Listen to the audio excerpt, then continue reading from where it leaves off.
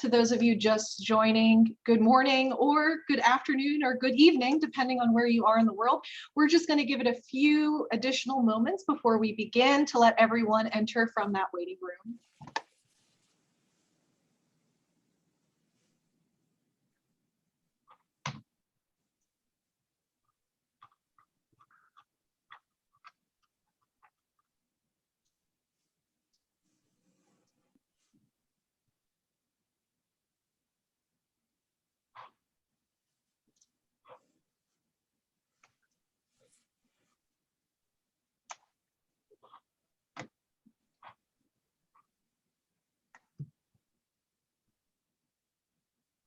So thank you so much to everyone for joining us today. It's wonderful to have you here virtually. We are, of course, a little disappointed that this event, our welcome event, isn't happening in person, but due to continued COVID concerns, we decided to keep this online, but we are really looking forward to the day where we can welcome you all back on campus. So this is a Zoom webinar, meaning that you should be able to hear and see the panelists for today's event, but you do not have video and audio capability. But if you are experiencing any trouble with seeing the screen or with your audio, you can type your questions with the technology into the chat, and we'll do our best to facilitate helping you out with that as best we can from our remote locations. I would like to turn things over now to Professor Rahim Shayagan, Director of the Pourdavoud Center, who will introduce our first speaker. So, Rahim. Thank you so much, Marissa. It's a great pleasure to welcome you for the second time, for the second year, to this forum, which would going to be a digital reception, virtual reception in a certain way. It's a great pleasure to welcome today the Dean of Humanities, Dr. Scaberg, who shall be indeed speaking about the ambitions of the humanities divisions and how within all of this, the progress and the continued and sustained efforts of the Pourdavoud Center fits. Thank you so much. And please, David, welcome to the forum indeed. Thank you so much, Rahim.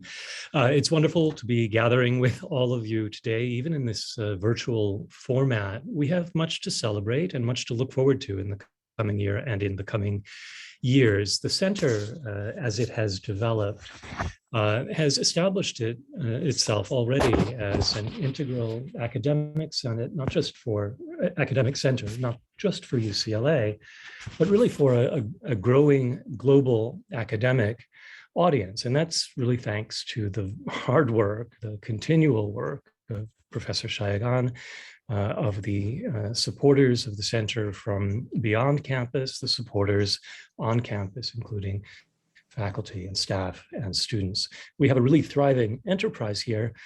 And I think something that I especially want to highlight about it is the role that the Pourdavoud Center has played in helping to set an agenda for the humanities at UCLA in this era. The Pourdavoud Center is a center that, on the one hand, gathers scholarly resources on campus, makes a way for us to come together here, while also connecting us with our immediate community in Los Angeles, including the extremely proximate community of Westwood itself, while also uncompromisingly focusing attention on scholarly approaches to a part of the ancient world that in American academia and European academia has sadly been neglected.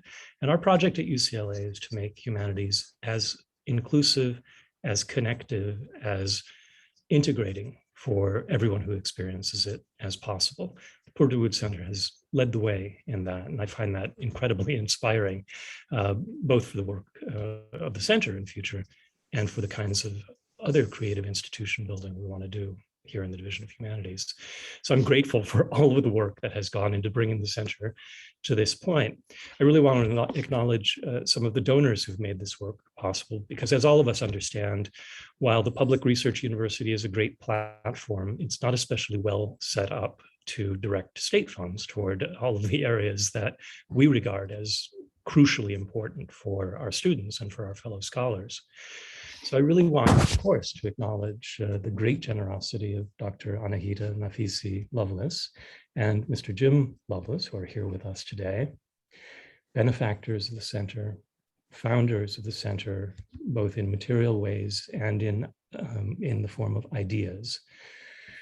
I would like to thank Dr. Haleh Emrani, who has generally supported the UCLA Archaeological Gazetteer of Iran, and the family and trustees of Morvarid Giv, that is Mina Saroush, Shran Giv, and Parvin Mazdeh, who have established the Morvarid Giv Graduate Fellowship in Zoroastrian Studies at the center in 2018.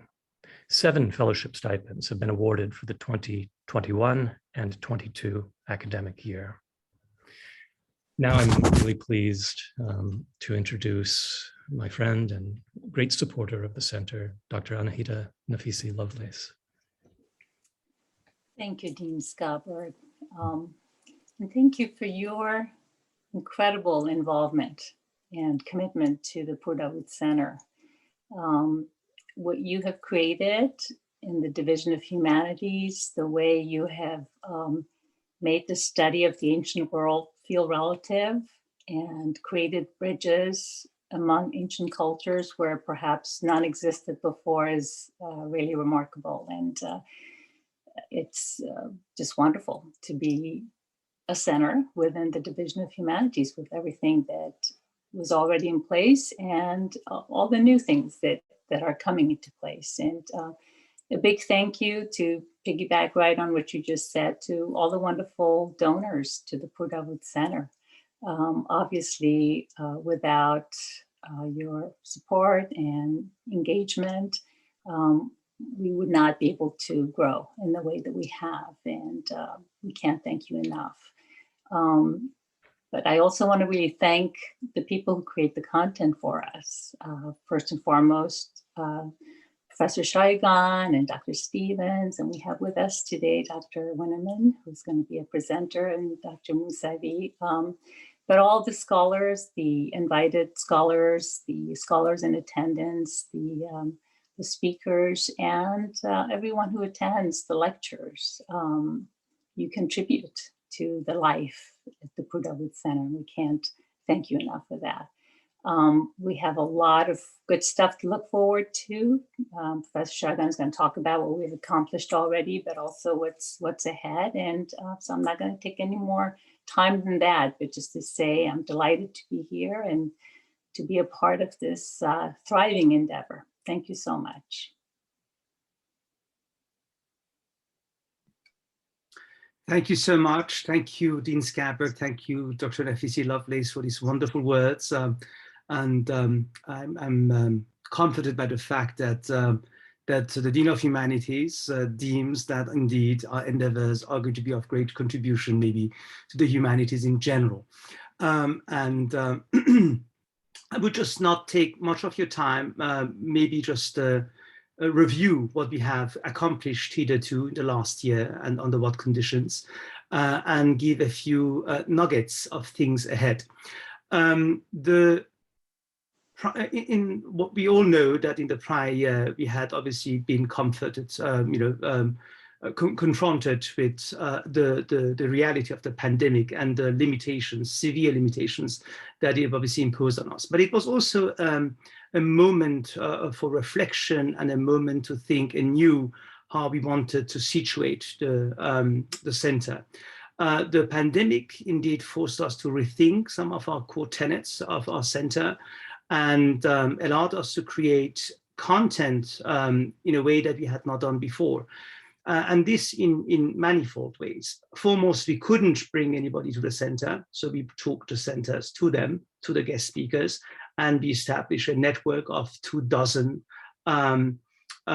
basically spots, cameraman in a number of cities in Europe, on the continent, in Australia and elsewhere, so that we could invite our speakers and create content in the way that we used to do at UCLA, further nourishing the video library, which is indeed a repository of work being done in ancient Iranian studies, that is indeed transformative work, advanced avant-garde work, and so that this video library indeed maintains its quality, at the same time offers novelty to the scholarly and the greater audiences.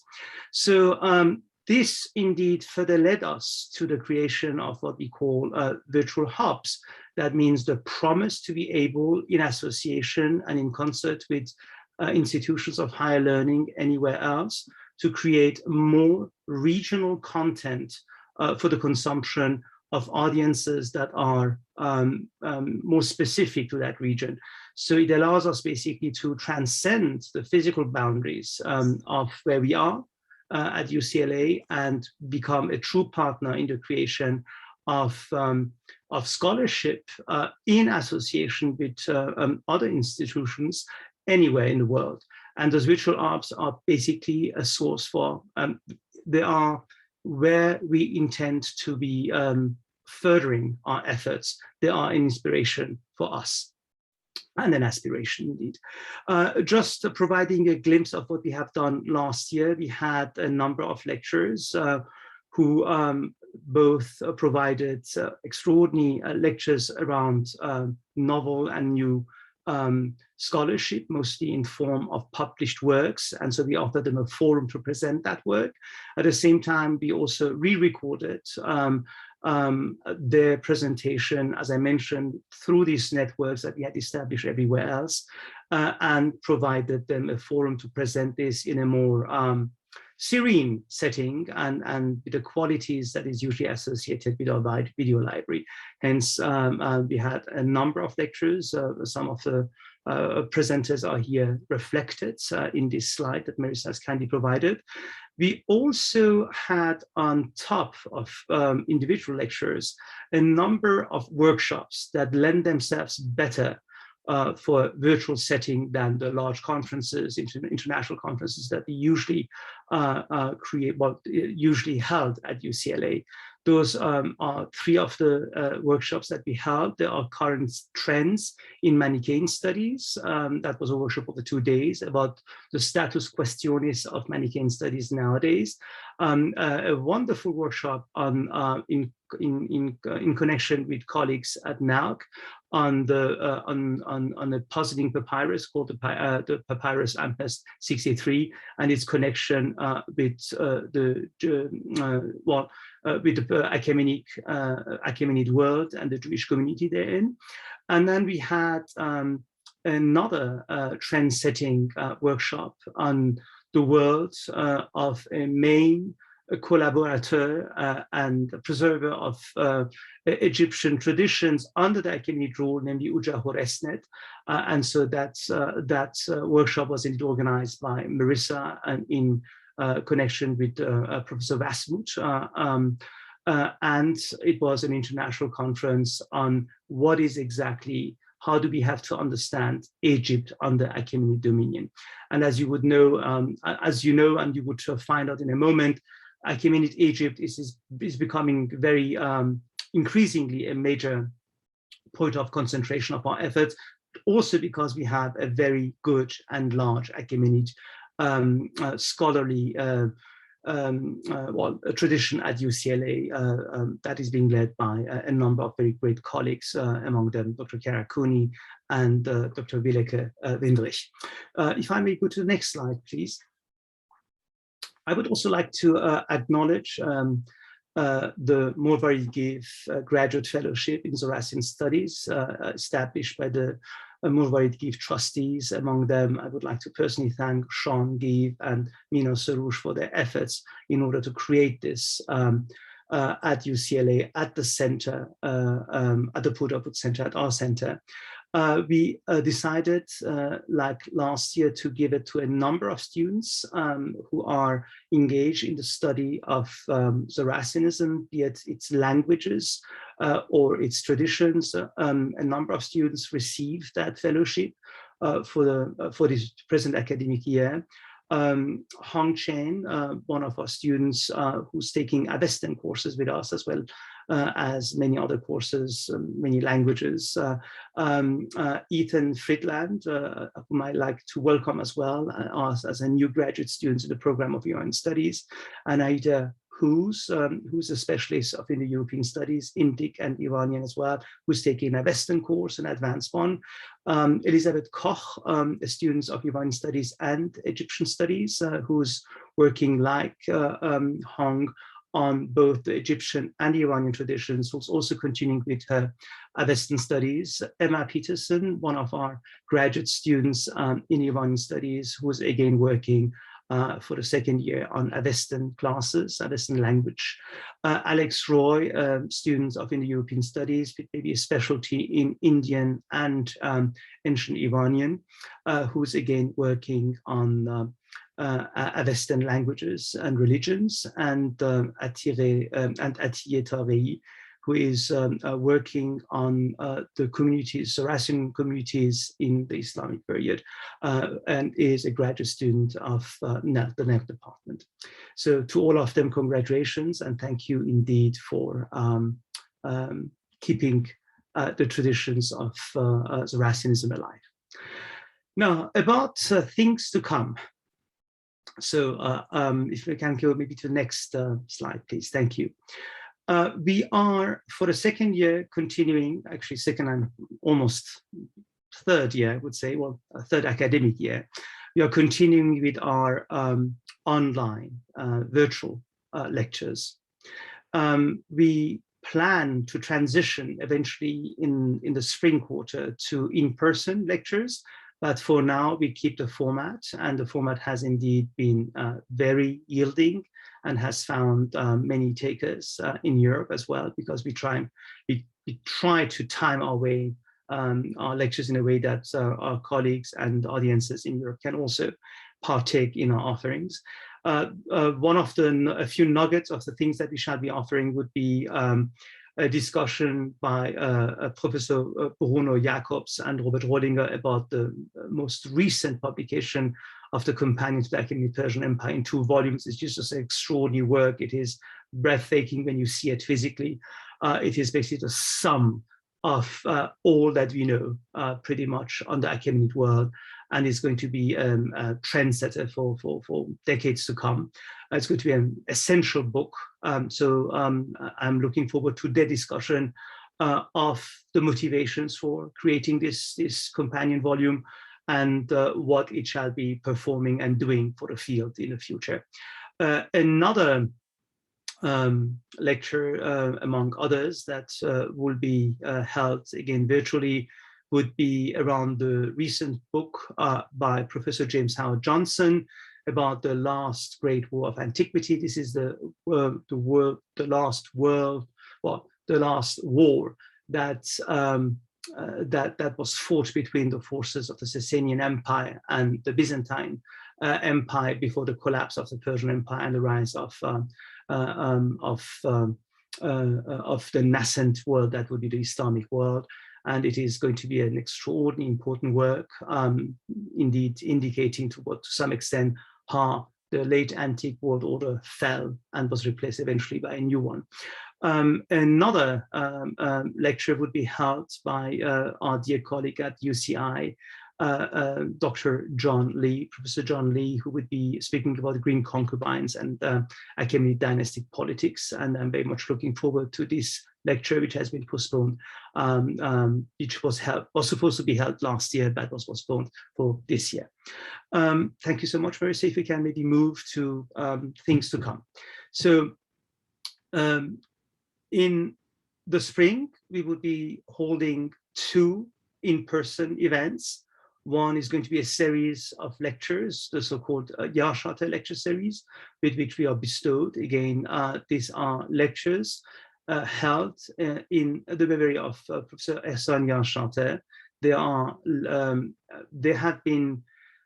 They reflect to some extent the desire to have very prestigious, high-quality lectures on different topics of concentrating on Iran, focusing on Iran. These are going to be lectures on ancient Iran. And the Jahrscharte lectures have been basically replicating to some extent the format established by the Collège de France earlier on, the so-called 4 leçons au Collège de France. And this year, so this year's speaker is going to be Professor Robert Rollinger, who would be holding in-person lectures in Royce Hall in the month of April. And we are looking forward to these lectures. As you may know, these lectures are going to be chapters of a book to be published eventually by us. And I will say more about that in a moment, namely the whereabouts of these publications.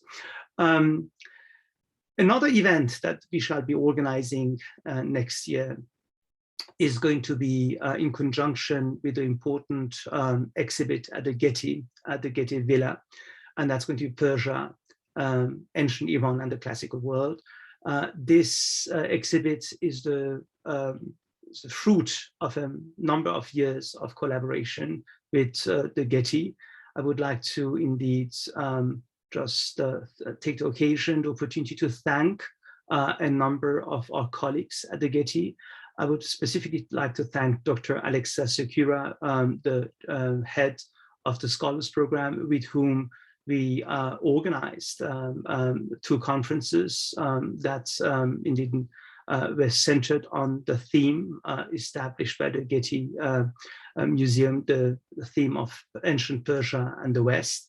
I would like also to take the opportunity to thank Dr. Tim Potts, the director of the museum, for having indeed allowed this collaboration to take effect, and for indeed his ingenuity in creating this thematic approach towards the ancient world, and specifically Dr.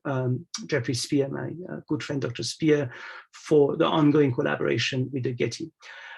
So the ongoing collaboration with the Getty would lead into a number of things. Again, in the spring, one final joint conference in person at the Villa and at the Pourdavoud Center around the exhibit, which will be held in the spring quarter, most likely in the month of May.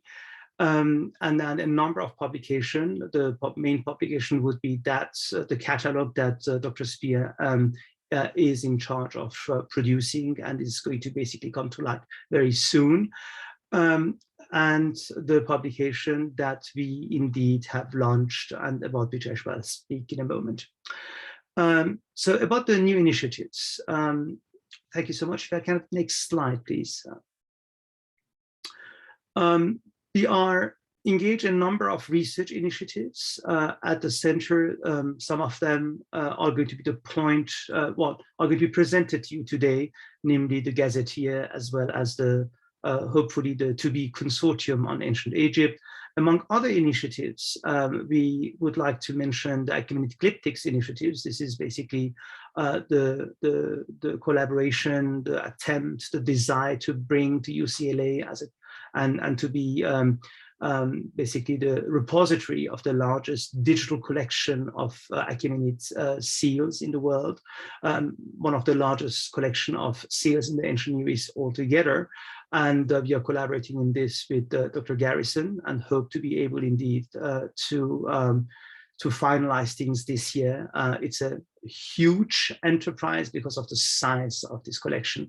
And so we are very eager and very excited about this project. Thank you so much. If I can go to the next thing. So now finally, the publications. There are 3 publications with which we are at the present engaged. The Companion for the Sasanian Empire, which is being led by the Center, which is going to be this Sasanian pendant as a companion to what Professor Jacobs and Rollinger published for the Achaemenid Empire, and is going to be encompassing a number of some 60 to 70 contributions, and will represent the sum of our knowledge on the Sasanian Empire, hopefully.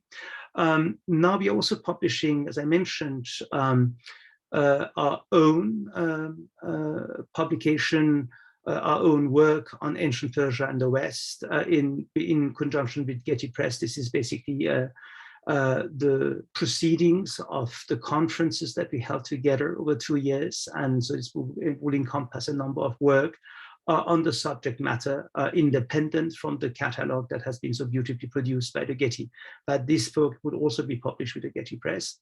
And finally, we are publishing this year again the proceedings of another major conference we held, the Melamu Symposium on Iranian religions in the ancient world. I would also like to announce another initiative by the Pourdavoud Center, namely finally the creation of our own series. And that will be done in conjunction with the University of California Press, the UCP. After some 2 years of work on this series, I'm delighted to be able to announce that henceforth, we would have a series called Iran and the Ancient World that would be publishing innovative monographs on the role of ancient Iran in the wider ancient worlds. It will be published with the University of California Press and is supported by the Pourdavoud Center for years to come. Thank you so much. And maybe at this stage, I would like to take the opportunity to present two of the initiatives that have matured over the years, and we would like nonetheless to provide an update on that, both the Iranian Archaeology, the Iranian Gazetteer of Iran initiative, as well as the consortium in Achaemenid Egypt to be. I would like in this context to thank also our supporters, namely Dr. Hale Imrani and the Geramian Imrani Foundation for having provided the means to further this project. It is a Pourdavoud Center project, so obviously the resources of the center are being harnessed to provide the means to produce this gazetteer, but we are obviously very happy to have additional resources and helps to further this project. I would like to present now Dr. Ali Mousavi, who has been the heart and the major force behind this project, without whom this project would not have indeed been possible, and would like him to take the word and introduce us further into this. Thank you, Professor Shaigan. Thank you so much. I can never thank enough the UCLA and the Pourdavoud Center, in particular my dear colleague, Professor Rahim Shaigan, director of the center, and Dr. Marissa Stevens for their unconditional support of this project. And I'm delighted to be given the opportunity working on this project. I'm going to share my screen, so my presentation will be visual. Then the Archaeological Gazetteer of Iran, as you may know, was born a few years ago through a series of informal discussions with Professor Shaigan, who welcomed the project, and he has supported that project since 2017. The Gazetteer, as it is now, has two major missions, among others. One is to fulfill scholarly educational need. There's a gap in our knowledge of ancient Iranian archaeological sites. Yes, there has been a number of efforts to assess the wealth of archaeological Iran's wealth of archaeological sites and monuments in printed form, but then none of them was fully successful because of the volume of archaeological sites, monuments, and structures in Iran. So the only way to handle such a big number of data is the digital platform. The second mission, the second major mission of this gazetteer is to, in a way, preserve and present the archaeological heritage of Iran in digital form. And I'll show you slides, and you'll see that this archaeological heritage has been in a way diminished, put in danger because of a number of reasons, including industrial development, farming activities, etc. here is a map I like. This is dated, of course. This is a map that the Iranian Center for Archaeological Research published a few years ago in 2012. And they had been just mapping archaeological sites, and they reached the number of 80,000 archaeological sites, and there's more. There's an estimate between 200 to 300,000 sites, monuments, structures in Iran, and you see that there are still blank or unexplored regions, especially the central region or the southeastern regions of Iran. Just to give you an idea about the number of archaeological sites. And then these sites fall in a number of categories. They are varied. The most common archaeological site you see in when you travel in Iranian landscape is marked by these man-made mounds or manufactured mounds. We call tepe or huyuk in Turkish, or tel in Arabic. These contain, deposits of human settlements through millennia. There's just two examples, but we have other forms of sites like this one. This used to be a mound, and then it has been the settlement for the inhabitants, local inhabitants, since at least 3rd millennium BC. There's a famous mound of Nagade, and in the past 20 years, of course, they demolished the houses to make room to prepare the site for archaeological research, but in that way, they made a park out of the archaeological mound, and they removed a few meters of archaeological deposits. So you see that they undergo changes, alterations, and sometimes destructions, unfortunately, in Iran. Or this big famous archaeological site of Susa, the metropolis of ancient Elamite civilization, and also the ruling capital of the Persian Empire, and it's been a living site since that time, as you see. Or this is the religious center of ancient Elam. This is a famous site and ziggurat of Chorazambil. It's a, I think, 10 hectare site, roughly 25 acres of archaeological site, and at the center of which you see a ziggurat, a step temple. Or look at this beautiful fire temple of the Sasanians, 6th century monument in northwestern Iran that was built around an artesian well, a sort of natural lake or well, and fortified. And this is the site destroyed by the Byzantines. And Professor Shaigan mentioned that war between the Byzantines and the Sasanians. And it was during that war that this site was sacked by Heraclius' armies in 626, if I'm not mistaken. Or this one, this is the 14th century mausoleum of a Mongol ruler of Iran, Sultania. This is actually the tallest dome, or the 3rd tallest dome of, let's say, antiquity, after Hagia Sophia and the Florence Cathedral, Santa Maria del Fiore.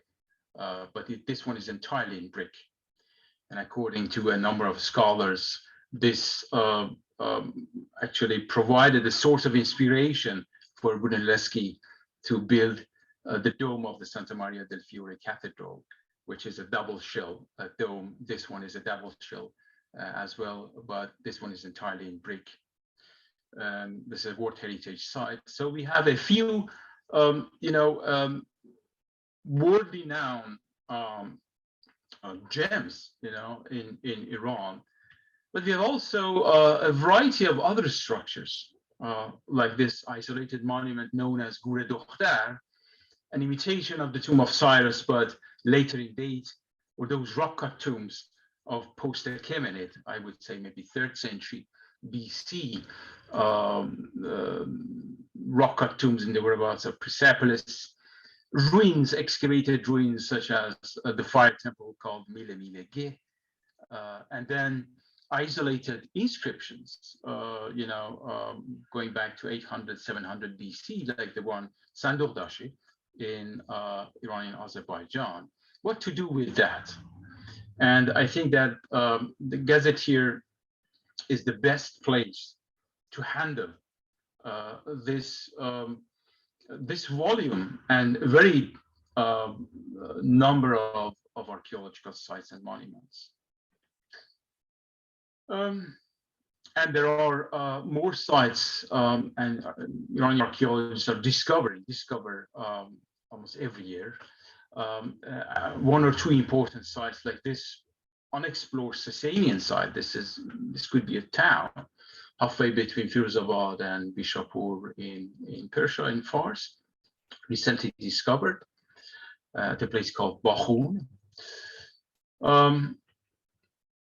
And there are sites in danger, and like this important median, I would say maybe 6th century or 7th century BC, a median from the Median period that was submerged because of the construction of a dam. And our brave archaeologists, they did what they could to save and record, excavate, save and record some of the structures. Or take this one, this beautiful Sasanian manor house.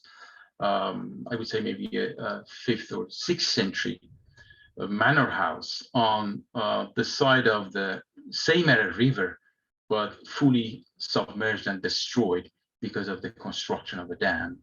And once again, our brave colleagues in Iran, they did their best to excavate and preserve, record whatever they could during the, I think that it was a winter time, and it's cold there. So and this is where our gazetteer becomes important, because we place these sites, we preserve them virtually, of course, in our website, and we make them accessible. Our gazetteer is open access, free, thanks to the center and the UCLA, and everybody could access the information posted on the website.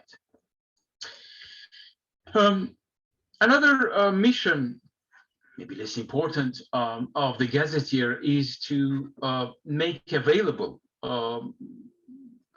archaeological reports and publications, mostly in Persian.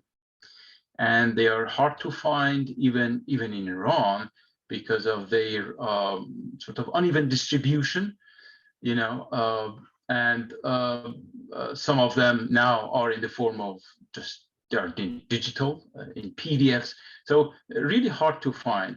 So we are scanning a selection of these archaeological reports, and we are putting them online and make them available to scholars, students, and whoever is interested. Here is a collection of those publications, mostly in Persian, and here is the recent volume. It's a 900-page volume of the proceedings of one of the latest annual symposium on Iranian archaeology, and the catalog of the most recent finds. Now I'm going to switch to the website itself. Sorry for this gap, and I have to change screens and go to the Archaeological Gazetteer of Iran. So this is a open access website. You can browse the website yourself. The Gazetteer has 2 main components. If you want to navigate it, The first, of course, is the catalog of sites. This is the most important component of the gazetteer. This is where you find entries, various entries to those specific sites. Take this one, for example, and it takes you to that page containing information on the archaeological site. You have a map, you can situate your site, and then you have a consistent structure. That's really very structured. Historical periods, history and description of the site, a selection of illustrations, photographs, line drawings, plans, etc. This section is about archaeological exploration of the site, and then the most important finds and a bibliography. Let me go back to another important site, and this is the famous site of Jorge, which is one of the earliest archaeological sites excavated in the 19th century, actually. And this is the site for the excavation of which they used photography for the first time in history, 1851. This is a site excavated by the king, Iranian king himself, Nasiruddin Shah, who was a passionate of archaeology and photography. And we put some of those old photographs we found in the archives in the Golestan Palace in Tehran, actually. And the other component is the map. Other key component of the gazetteer is the map.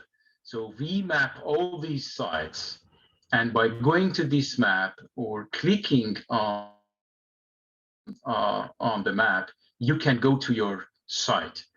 Take this one, for example, the site of Xi'an, or this one in Luristan, Milagé, and then it takes you to the specific page of that archaeological site.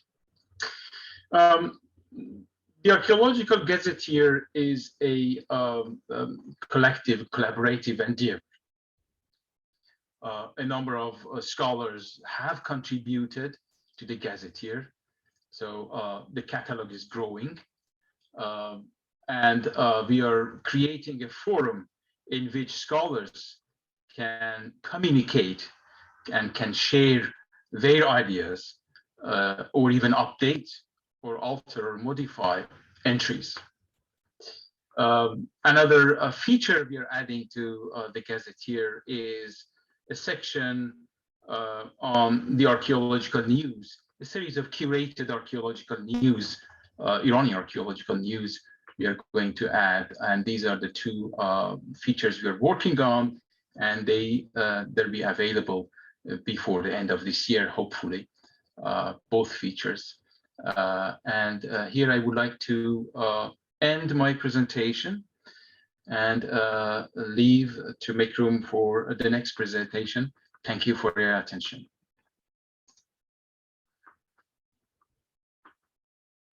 Thank you so much, Dr. Mousavi. Thank you so much for giving us an update on where the Gazetteer stands, and then again for your excellent work on this. I would also like now to take the opportunity to introduce two of my very dear colleagues and collaborators, Dr. Stevens, the Assistant Director of the Center, and Dr. John, I'm sorry. I'm so sorry, Mr. Winnerman. I just didn't manage to pronounce well your first name. And Jonathan Winnerman, who has joined, who has been active at UCLA for some time, has many hats, and among them is in charge of creating a consortium for us on Achaemenid Egypt. I would just give them the floor for us further to explore together what, again, Achaemenid Egypt is and what importance it has for us in ancient Iranian studies. Thank you. Thank you so much, Professor Sharigan, and thank you so much, Dr. Mousavi, for your presentation on the Gazetteer as well. I always love hearing the updates and seeing how that project grows.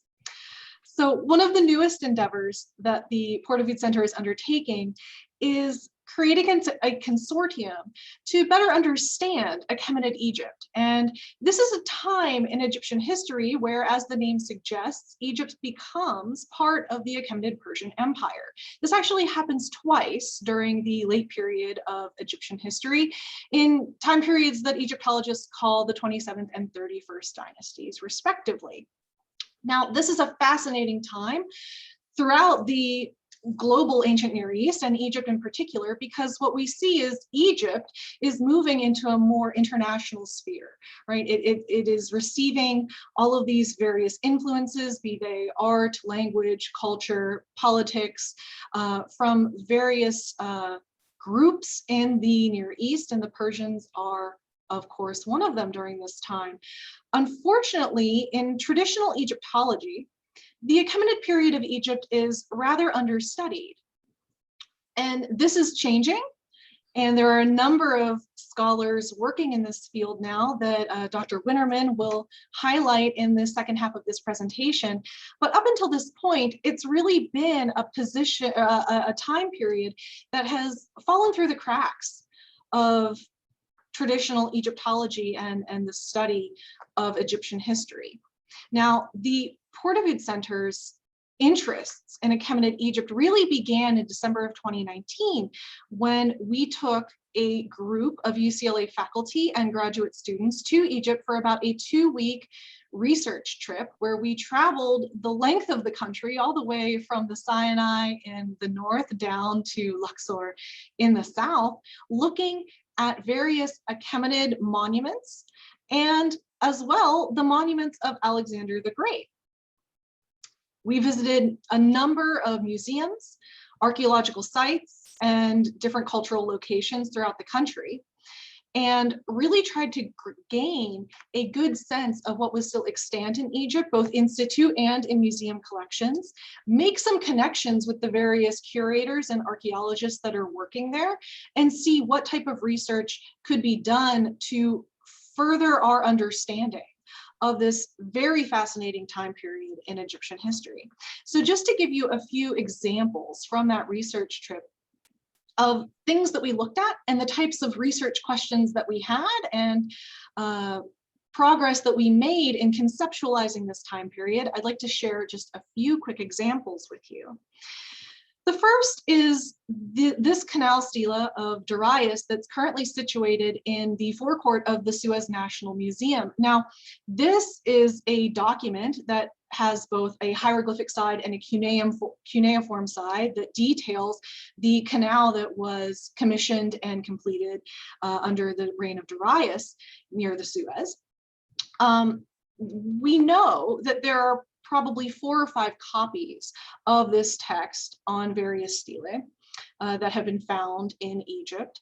And this one, is, as you can see, is very fragmentary, as they all are. This one has been reconstructed recently at the Suez National Museum, potentially adding fragments that were held at the Ismailia Museum. But from our understanding of this text, and as you can see, this action shot of Dr. Winnerman with one of our graduate students studying this stela, and some of our field notes that you can see here on the slide, there is still much work to be done in understanding this very complex bilingual text.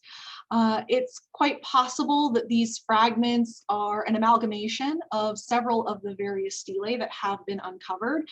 And by looking at these fragments and using more recent technologies. Oh, I'm sorry, I'm getting a note saying the screen is not being shared. Can people see my screen? Okay, in that case, I would suggest that you check your Zoom settings and make sure that you can see. Okay, I'm getting some confirmations that some people can see it. So for those that are having issue, I would make sure to check your Zoom settings to make sure that the window is fully open, because sometimes if it's partially minimized, you might not be able to see someone's screen. So sorry for that.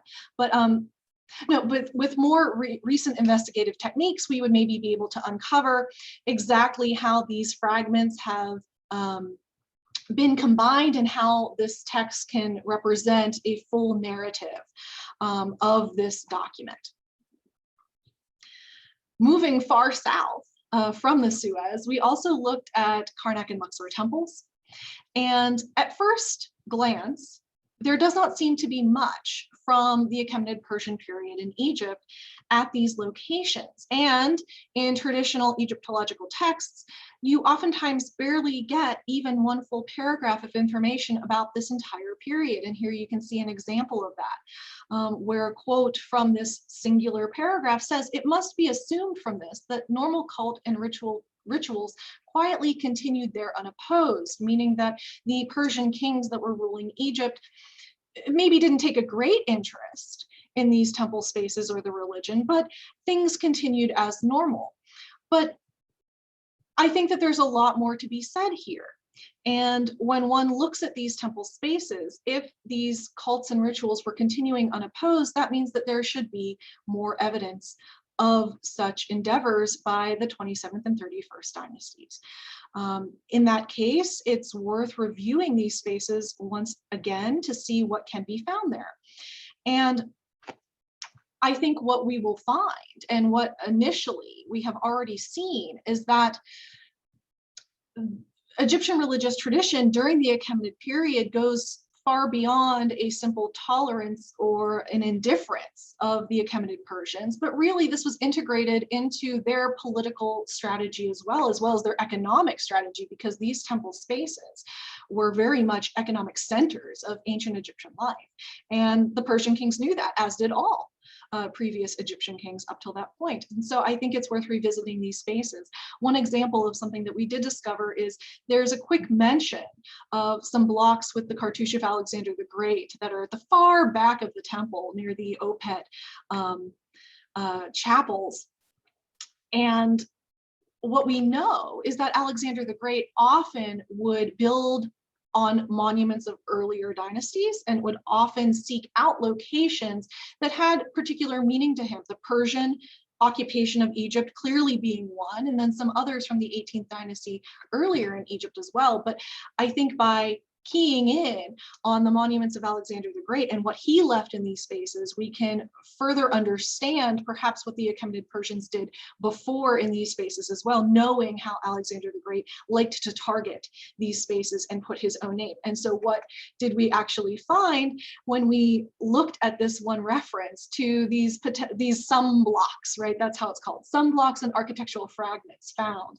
Well, we were actually lucky enough to document them. And as far as I know, these are really the only photographs that exist of these blocks that are way far out in the back field of Karnak temples. So here you can see a close-up of one of those blocks, the head of the king visible on the left wearing the red crown of Lower Egypt. And then of course, right next to him is his cartouche. And here you can see highlighted the part that is still extant on this block.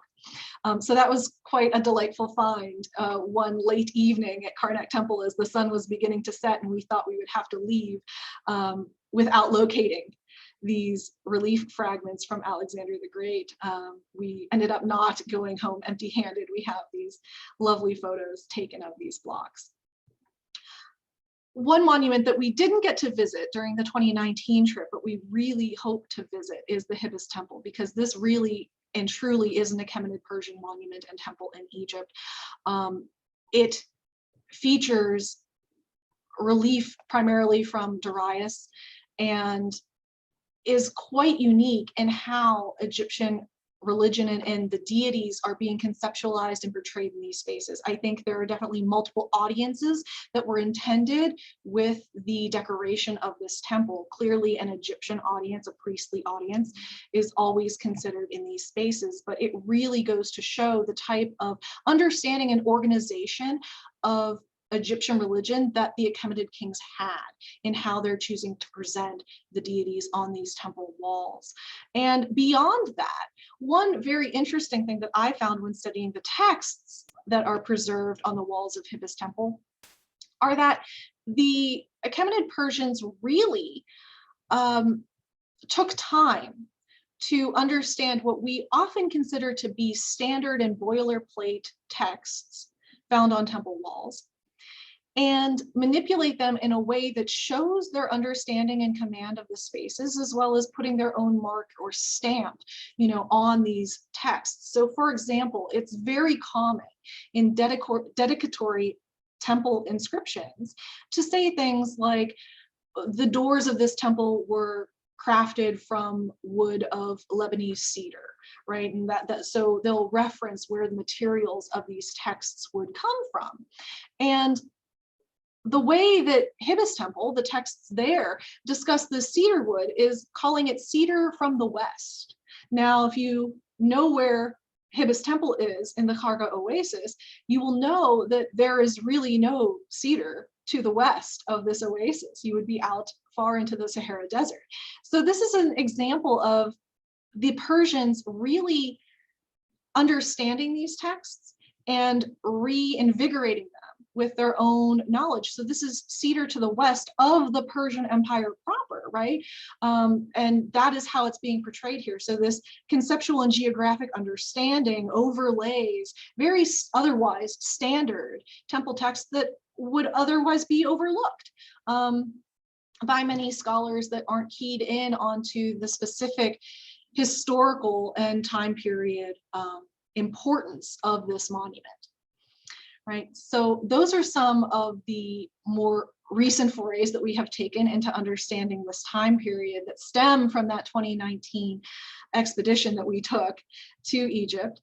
And now I would like to turn things over to Dr. Winnerman, who can elaborate on how we plan to move forward from here. Well, thank you so much, Marissa, for that wonderful summary of our work so far. And thank you to all the members of the audience for joining us today and for allowing us to share the exciting upcoming work that we're going to be doing, or that we plan to be doing, as the continuation of this project and the work that we've done so far. So as Marissa has mentioned, we've been increasingly focused on the Achaemenid period in Egypt. So this is the 27th and then also the 31st dynasties. But we are not alone in beginning to explore this historically understudied period.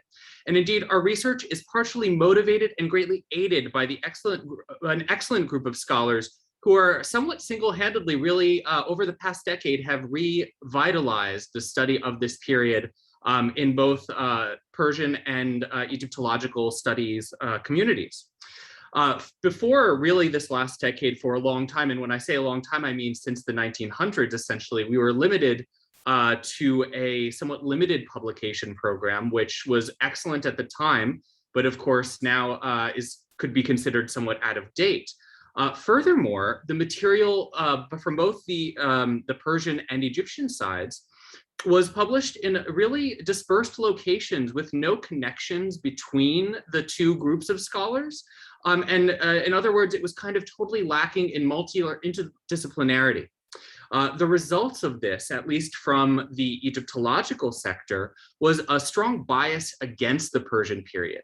For example, if there was any way to date a monument, statue, or text not to the Persian period, Egyptological scholarship would find a way to do this, which resulted in a kind of absurd situation where we have hundreds of statues from the 26th and 28th through 30th dynasties, but only maybe 5 from the periods of Persian rule.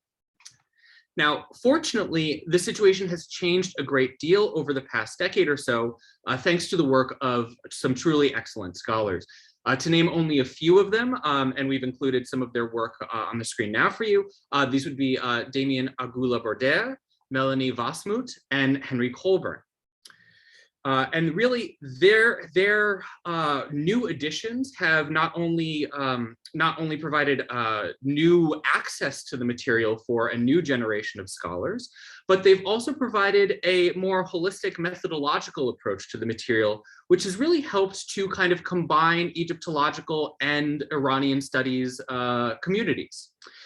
And this has also allowed us to really kind of focus in on the nature of the Egyptian and Iranian cultural entanglements, and has also motivated us at the Pourdavoud Center and UCLA, provides us the impetus to kind of capitalize on this very kind of new moment in the field. As such, we've decided to pursue the creation of a consortium dedicated to the study of the Persian period in Egypt. The foundations for this consortium were established kind of over the past few years, first at the Melamu conference in February of 2020, which the focus of which was contextualizing religions in the Iranian world. And then a second workshop organized by Dr. Stevens and Dr. Vasmut, which was held digitally over Zoom in the spring of 2021 on Uja Horesnet and his world. And these events really led to some very fruitful and promising discussions, and they made us really consider and think of ways to combine all our academic efforts.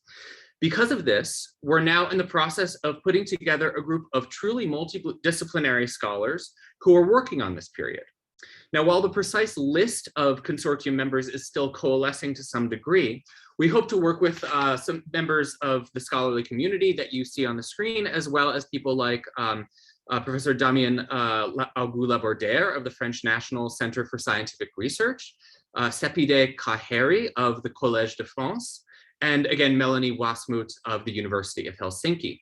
And what I love about this group of scholars is that you can see that it's not only a multidisciplinary, but truly a multinational group of scholars interested in this period. So people really spanning the globe from Los Angeles to Michigan and also France. And so by putting together this consortium, we really have kind of two main desiderata in mind. The first would be a more holistic publication program of monuments and inscriptions relevant to Achaemenid Egypt.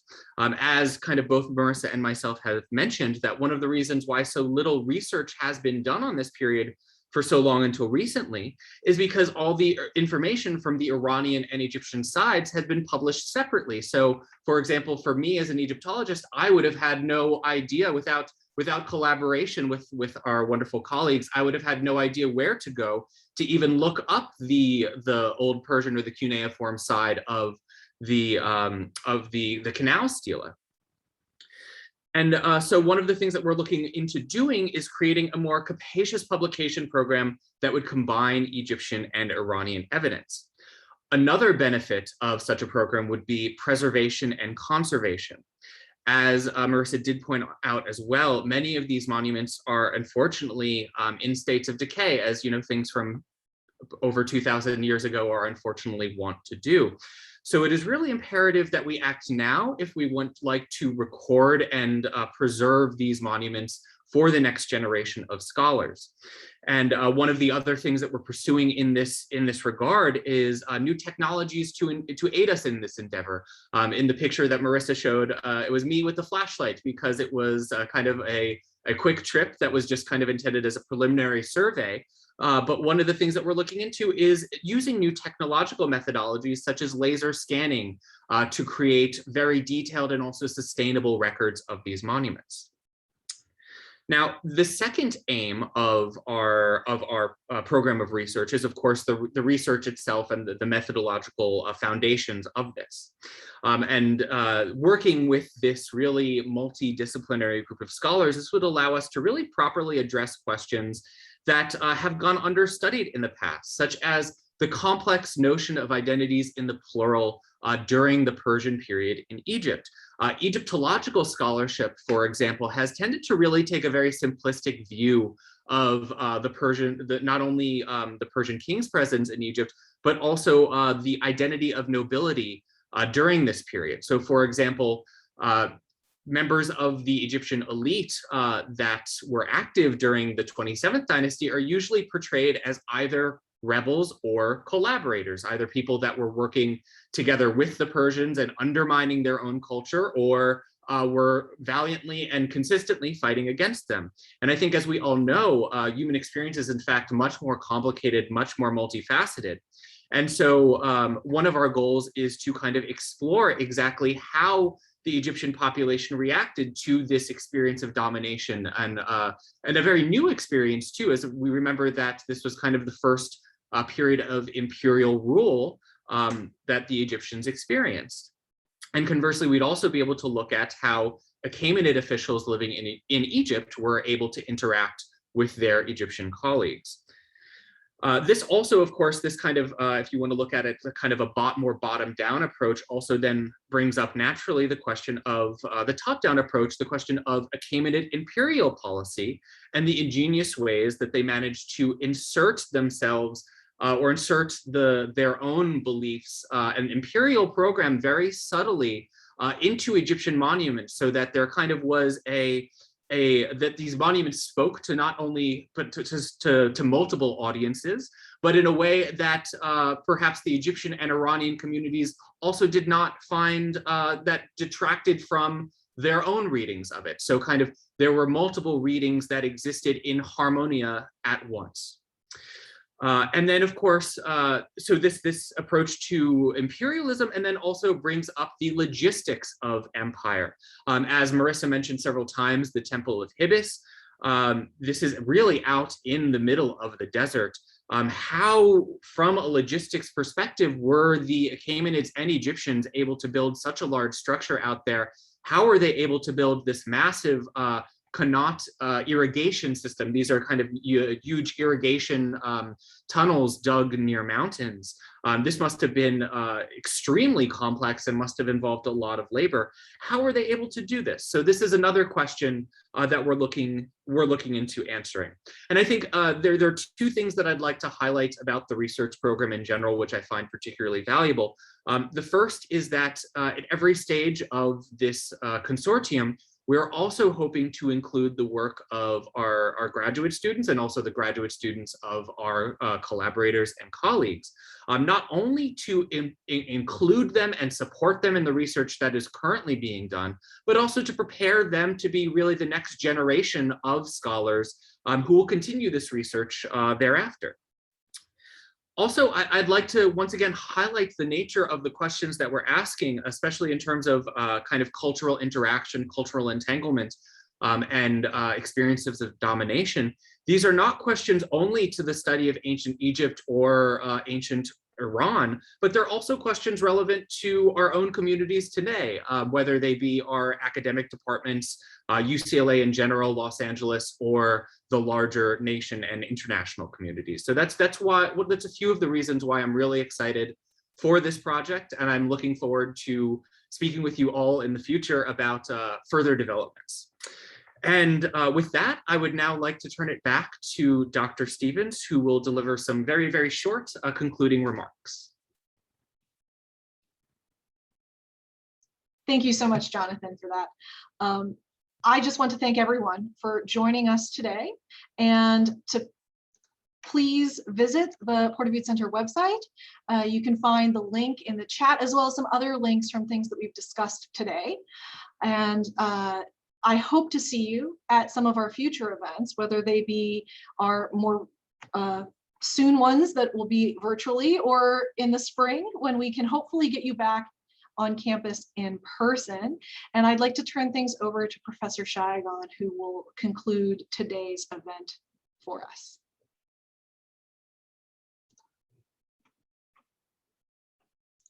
Could you please unmute yourself? Yes, thank you so much, Marissa. Thank you indeed.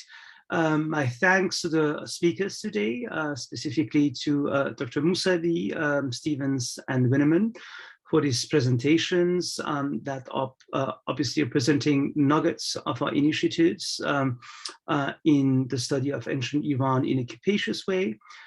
We have explored in your company some of our future aspirations, the desire to expand the activities of the Pourdavoud Center beyond the physical boundaries of Southland and the Western United States. All of this would not have been possible without the vision and the benefaction of our dear friends and donors, Dr. Anahita Nafisi Lovelace and Mr. Jim Lovelace, who beyond the means that they put at our disposal have been accompanying us on this journey, and through the different mutations, vicissitudes, as well as a transformation of the mandate of the Pourdavoud Center. My great thanks to them. And also my steadfast thanks to the many supporters of the study of ancient Iran and the center. I would also one more time thank Dr. Hale Imrani for her support of the Archaeological Gazetteer, the many supporters of the center, and I would not name everybody, I can't, but maybe I would be allowed to mention Dr. Missen, I'm sorry, I'm calling everybody nowadays a doctor, as you can say.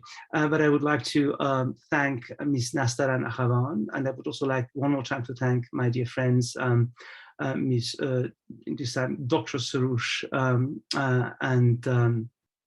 Mr. Sean Give for their benefaction in creating this wonderful opportunity for the study of Zoroastrianism, both in its antique as well as Islamic manifestations. So one more time, my many thanks to the audience, my many thanks to the supporters of the center and to the speakers. Thank you very much.